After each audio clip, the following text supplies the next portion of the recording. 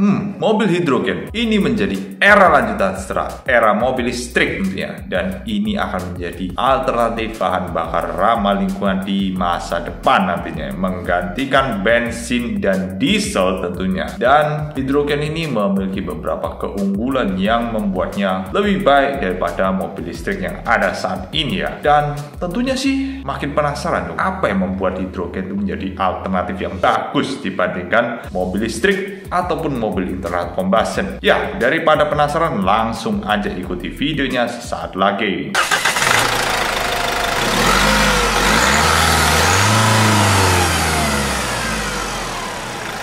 Oke, langsung aja kita mulai mengenai bahan hidrogen. Jadi, hidrogen sendiri merupakan bahan bakar yang bersih jika digunakan untuk fuel cell yang menghasilkan emisi berupa air. Hidrogen bisa berasal dari gas alam, nuklir, biomasa, dan energi terbarukan seperti angin dan tenaga surya. Bisa diaplikasikan untuk moda transportasi dan pembangkit listrik. Selanjutnya, mengenai produksi bahan hidrogen bisa melalui beberapa metode seperti proses thermal, elektrolisis. Selain itu juga bisa menggunakan sinar matahari dan proses biologis. Nah, ya singkatnya seperti itu mengenai proses produksi dari hidrogen itu sendiri. Oke, langsung aja kita jabarkan dari yang pertama, yaitu proses thermal. Jadi proses thermal untuk produksi hidrogen ini bisa melibatkan steam reforming yang merupakan proses di dalam suhu tinggi di mana uap bereaksi dengan bahan hidrokarbon untuk menghasilkan hidrogen. Bahan hidrokarbon yang bisa direform untuk menghasilkan hidrogen, gas alam, solar, bahan bakar cair terbarukan, gasifikasi batubara, dan gasifikasi biomasa. Dan untuk sekarang, hidrogen banyak dihasilkan lewat steam reforming dari gas alam, kebanyakan seperti itu ya. Jadi ya, ini menggunakan bahan bakar fosil ya untuk mendapatkan hidrogen, dan ya sayangnya masih menjadi mayoritas ya bahan baku pembuatan hidrogen ya. Jadi belum sepenuhnya hijau ya. Kalau di persentase sih kurang lebih 95% dari produk hidrogen yang ada saat ini. Oke, proses yang kedua yaitu proses elektrolisa atau elektrolisis. Jadi ini menggunakan air ya bahan bakunya. Jadi air itu bisa dipisah menjadi oksigen dan hidrogen melalui proses elektrolisis ya, karena air sendiri kan H2O ya nama unsur kimianya. Dan proses elektrolisis ini berlangsung di dalam elektroliser yang berfungsi seperti fuel cell secara terbalik ya. Alih-alih menggunakan molekul hidrogen seperti yang dilakukan di fuel cell, elektroliser ini menghasilkan hidrogen dari air. Ya, tentunya ini sangat-sangat bagus ya untuk bahan dari hidrogen ya. Bisa menggunakan air sebagai bahan bakunya karena pasnya lebih melimpah dan lebih hijau. Lalu, yang ketiga, proses melalui tenaga surya. Jadi, proses yang digerakkan oleh tenaga surya ini menggunakan cahaya sebagai bahan produksi hidrogen. Ada beberapa proses yang digerakkan oleh matahari seperti fotobiologi, fotoelektrokimia, dan termokimia matahari. Dan proses fotobiologi itu menggunakan aktivitas fotosintesis alami bakteri atau ganggang hijau untuk menghasilkan hidrogen. Sedangkan untuk proses fotoelektrokimia menggunakan semikonduktor khusus untuk memisahkan air menjadi hidrogen dan oksigen. Dan selanjutnya untuk produksi hidrogen secara termokimia surya menggunakan tenaga surya terkonsentrasi untuk mendorong reaksi pemisahan air yang seringkali terjadi bersamaan dengan spesies lain seperti oksida logam. Ya, kurang lebihnya seperti itu bila diproduksi melalui tenaga surya. Dan yang keempat, bisa melalui proses biologis. Jadi proses biologis itu menggunakan mikroba seperti bakteri dan mikroalga yang dapat menghasilkan hidrogen melalui reaksi biologis. Dalam konversi biomasa mikroba ini memecah bahan organik seperti biomasa atau limbah air untuk menghasilkan hidrogen. Sedangkan dalam proses fotobiologis, mikroba menggunakan sinar matahari sebagai sumber energinya. Ya, jadi ini terkait dengan proses melalui tenaga surya juga ya, bos, kalau menggunakan proses biologis. Ya, jadi itu 4 cara untuk memproduksi bahan hidrogen saat ini. Oke, setelah beberapa metode produksi bahan hidrogen ini, langsung kita lanjutkan ke keuntungan dari penggunaan bahan hidrogen untuk kendaraan. Tapi di sini lebih fokus kepada kendaraan fuel cell yang menjadi masa depan setelah era mobil listrik. Ya, jadi seperti ini keuntungan menggunakan bahan baku hidrogen untuk mobil. Yang pertama, hidrogen itu terbarukan dan tersedia. Ya, hidrogen itu merupakan unsur yang paling melimpah di alam semesta ini, walaupun terdapat tantangan terkait ekstraksinya dari air terutama. Jadi hidrogen itu merupakan sumber energi yang unik karena berlimpah dan terbarukan, sehingga cocok untuk kebutuhan nol karbon di masa depan. Ya, seperti itu keuntungan yang pertama. Lanjut keuntungan yang kedua, hidrogen merupakan sumber energi bersih dan fleksibel untuk mendukung strategi energi nol karbon. Ya, itu sempat disebut di keuntungan yang pertama tadi ya. Jadi sel bahan hidrogen itu menyediakan sumber energi yang bersih tanpa dampak buruk terhadap lingkungan selama pengoperasiannya, karena produk sampingnya hanyalah panas dan air. Bahkan NASA berupaya menggunakan hidrogen sebagai sumber daya, ya mungkin untuk bahan bakar pesawatnya, dan air yang dihasilkan sebagai produk sampingannya akan digunakan sebagai air minum untuk astronot. Nah, ini menarik sekali. Jadi ini menandakan bahwa hidrogen itu bukan bahan bakar yang beracun dan jelas lebih unggul dibandingkan ya produk batu bara, gas alam, dan nuklir ya, seperti itu. Dan lanjut lagi yang ketiga, hidrogen itu lebih bertenaga dan hemat energi dibandingkan BBM fosil. Teknologi fuel cell hidrogen menyediakan sumber energi dengan kepadatan tinggi dengan efisiensi energi yang baik. Hidrogen ini memiliki kandungan energi tertinggi dibandingkan BBM fosil jika dibandingkan dari beratnya. Hidrogen gas dan cair bertekanan tinggi memiliki kepadatan energi gravimetri sekitar 3 kali lipat, ya, yaitu di sekitar 120 mJ per kilogram jika dibandingkan dengan diesel dan gas LNG, serta juga kepadatan energi volumetrik yang serupa dengan gas alam. Menarik sekali ya. Terus masih ada lagi keuntungannya, yaitu sangat efisien jika dibandingkan dengan sumber energi lainnya. Fuel cell hidrogen ini lebih efisien jika dibandingkan dengan sumber energi lainnya, termasuk energi ramah lingkungan lain. Jadi efisiensi hidrogen ini memungkinkan produksi lebih banyak energi per ton bahan hidrogen. Ya, jadi misalkan pembangkit listrik berbasis pembakaran konvensional mampu menghasilkan listrik dengan efisiensi sebanyak 33-35%, jika dibandingkan dengan fuel cell hidrogen efisiensinya bisa mencapai 65%. Wow, ini benar-benar menarik sekali. Lalu keuntungan yang selanjutnya, ini banyak banget keuntungannya, nyaris nol emisi. Jadi fuel cell hidrogen ini tidak menghasilkan emisi gas rumah kaca atau greenhouse gas seperti yang terjadi pada BBM fosil, sehingga mampu mengurangi polusi udara dan meningkatkan kualitas udara. Ini benar-benar bersih ya, tidak seperti mobil listrik. Ya, disinilah seharusnya ini bisa menjadi keuntungan tersendiri ya, dan inilah kenapa disebut masa depan setelah era mobil listrik. Ya, masih ada keuntungan berikutnya, yaitu mengurangi jejak karbon. Masih serupa dengan keuntungan sebelumnya, yaitu nyaris nol emisi. Jadi emisi itu pasti berkaitan dengan karbon. Jadi hidrogen ini hampir tidak ada emisi, terutama yang fuel cell hidrogen ya, dan mereka tidak melepas gas rumah kaca atau greenhouse effect gas, yang berarti memiliki jejak karbon yang sangat sedikit saat digunakan. Dan keuntungan berikutnya, inilah yang membuat hidrogen itu menjadi unggul daripada mobil listrik, yaitu waktu pengisian yang cepat. Waktu pengisian daya unit fuel cell tergolong sangat cepat, yaitu merupai pengisian BBM mobil internal combustion ya, jadi kayak mobil bensin dan solar gitu, dan jelas jauh lebih cepat dibandingkan mobil listrik berbasis baterai. Jika mobil listrik butuh 30 menit hingga beberapa jam untuk mengisi daya, fuel cell hidrogen hanya butuh kurang dari 5 menit. Nah, ini dia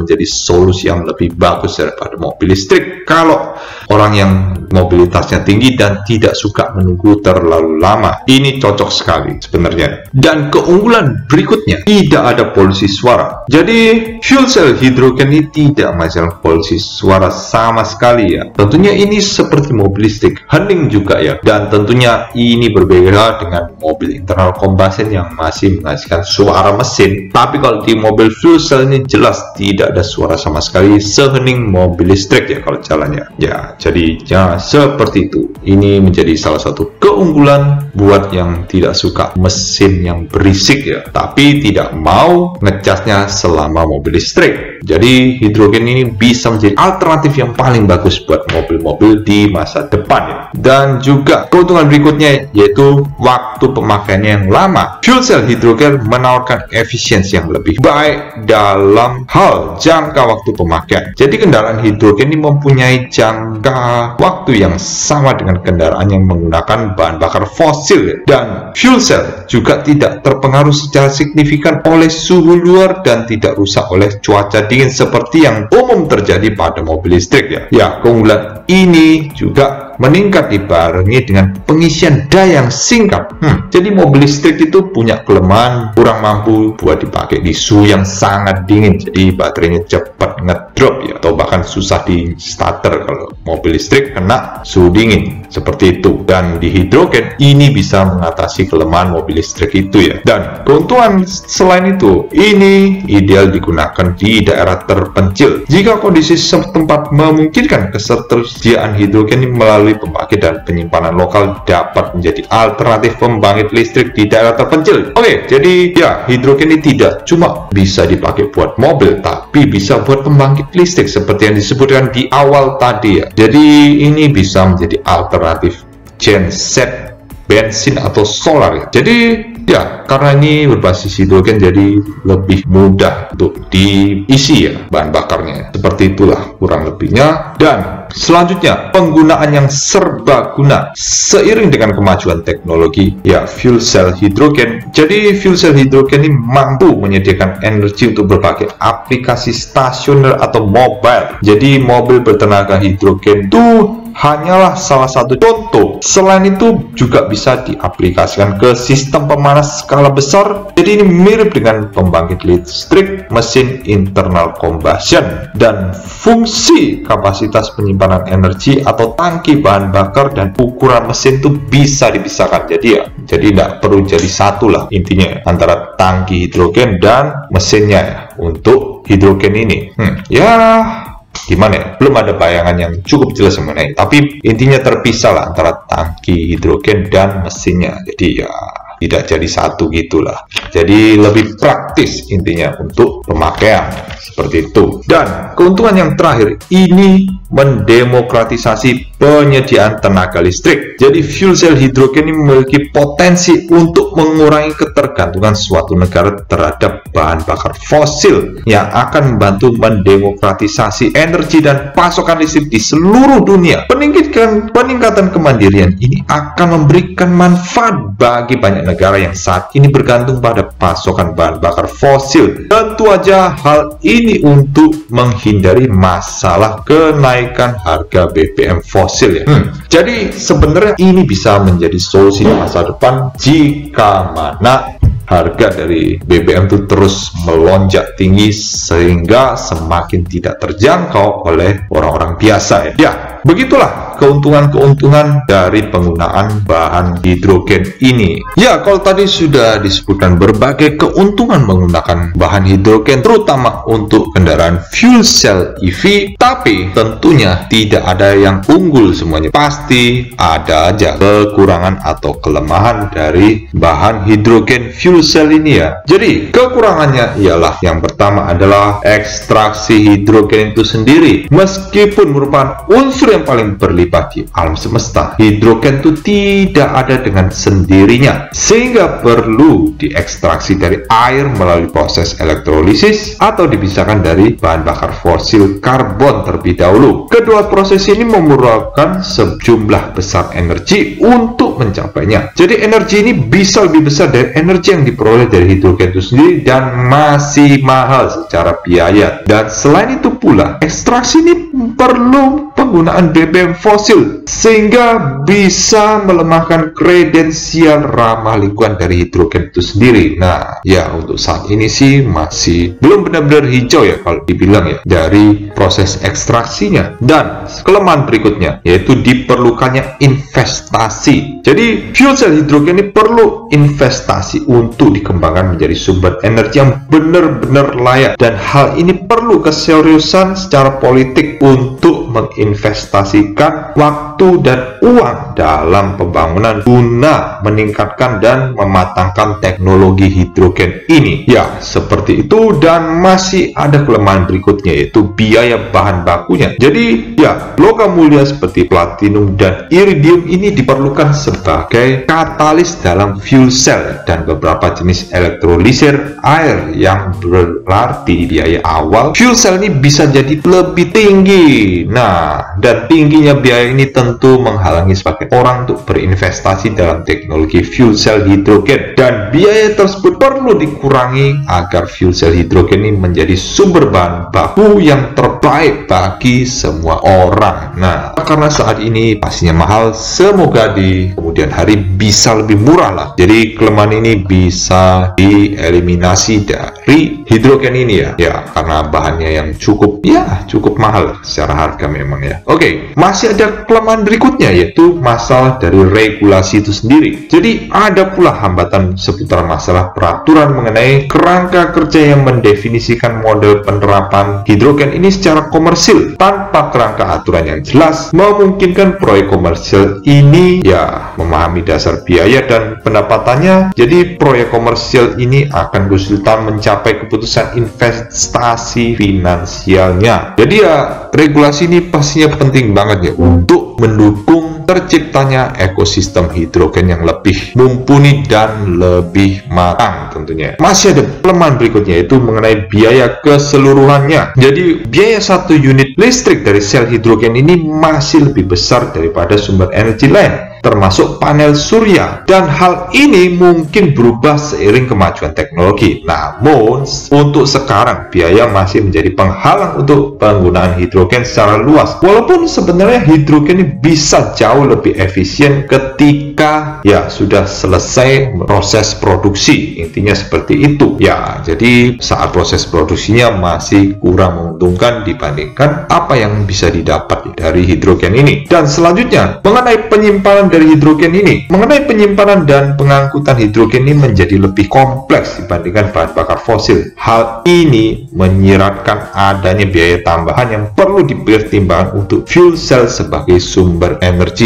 Nah, ya, ini bisa menjadi salah satu penghambat ya untuk distribusi hidrogen. Ya, kalau penyimpanannya pun agak susah, pasti biayanya pun akan lebih tinggi dan harganya ya belum tentu bisa lebih murah untuk saat ini ya. Tahu kalau kedepannya gimana? Ya, mudah-mudahan bisa semakin murah seperti ya HP di zaman dulu dan HP zaman sekarang kan semakin terjangkau. Oke, masih ada kelemahan berikutnya yaitu infrastruktur. Ya, karena BBM fosil yang digunakan selama beberapa dekade ini, maka infrastrukturnya sudah lebih memadai ya, dan bahkan mudah ditemui untuk saat ini. Tapi karena hidrogen ini merupakan sesuatu yang baru, maka perlu pengadopsian skala besar untuk fuel cell hidrogen. Jadi infrastrukturnya perlu dibangun terlebih dahulu ya, agar penggunaan hidrogen itu menjadi lebih masif ya. Samalah seperti pembangunan infrastruktur pengisian daya untuk kendaraan listrik saat ini yang juga masih semakin berkembang setiap harinya ya. Hal yang sama perlu dilakukan untuk bahan hidrogen pula. Dan yang terakhir, nah ini yang membuat orang ragu ya untuk memakai mobil hidrogen, karena hidrogen itu sangat mudah terbakar. Nah, jadi hidrogen itu merupakan sumber bahan bakar yang mudah sekali terbakar sehingga bisa menimbulkan kekhawatiran mengenai keselamatannya. Jadi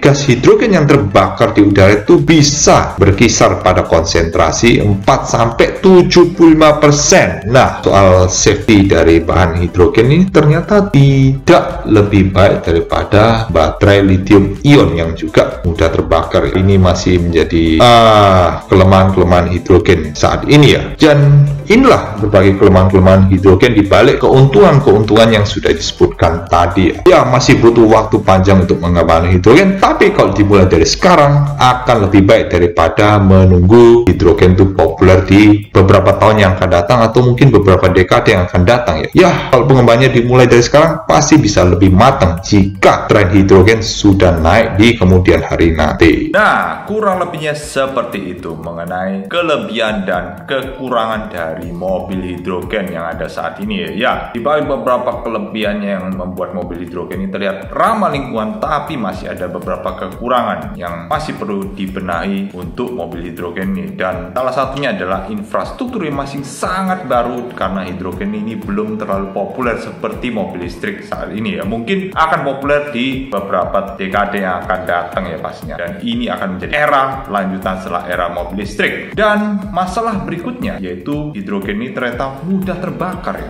Dan ini harus menjadi concern pabrikan ke depannya agar membuat hidrogen itu menjadi lebih aman dan tidak mudah terbakar ya. Mungkin dari tempat penyimpanannya harus dibikin lebih protektif ya, seperti itu. Dan kalau rekan-rekan suka sama video ini, jangan lupa kasih like dan jangan lupa komentar di bawah untuk berkomentar mengenai mobil hidrogen atau bahan baku hidrogen dan informasi tambahan mengenai hidrogen ini ya. Dan jangan lupa subscribe ke channel Anthony Carver Bloom. Akhir kata, terima kasih sudah menonton dan sampai ketemu di video selanjutnya.